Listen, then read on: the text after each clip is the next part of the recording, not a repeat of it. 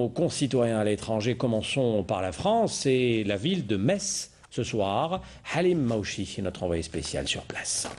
En plus d'être d'origine algérienne et de résider à Metz, Nadia, Nasser et Rachid ont autre chose en commun. Je suis une militante associative, ça fait 37 ans que je vis en France. Le cordon ombilical avec l'Algérie n'a jamais été coupé, ne le sera jamais.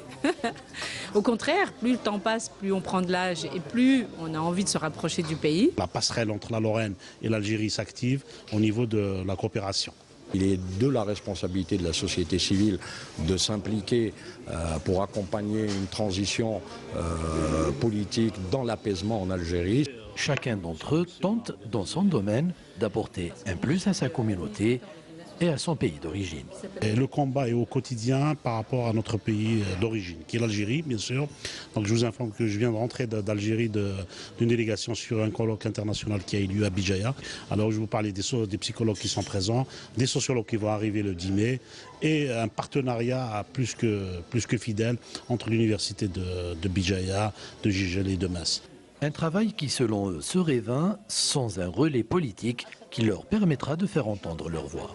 On ressent un manque, il faudrait réellement qu'il y ait un député qui puisse s'impliquer dans les questions de la communauté, en particulier dans les questions de coopération. Chaque personne que je connaissais, et dans le monde associatif, et dans mon travail au quotidien, parce que je travaille dans un milieu où il y a beaucoup de nos compatriotes, votez et faites voter vos familles, c'est primordial.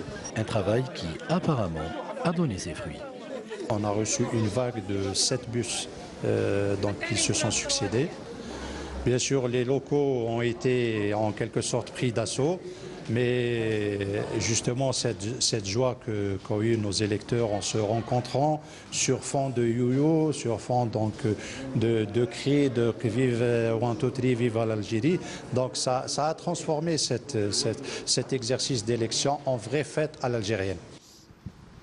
Voilà au deuxième jour de ces élections qui se termineront demain en Lorraine, à l'instar des autres régions de l'Hexagone. Les ressortissants algériens continuent de se mobiliser pour sensibiliser leurs compatriotes quant aux enjeux de cette élection importante selon eux pour la prise en charge de leurs préoccupations et capitale pour l'avenir de leur pays.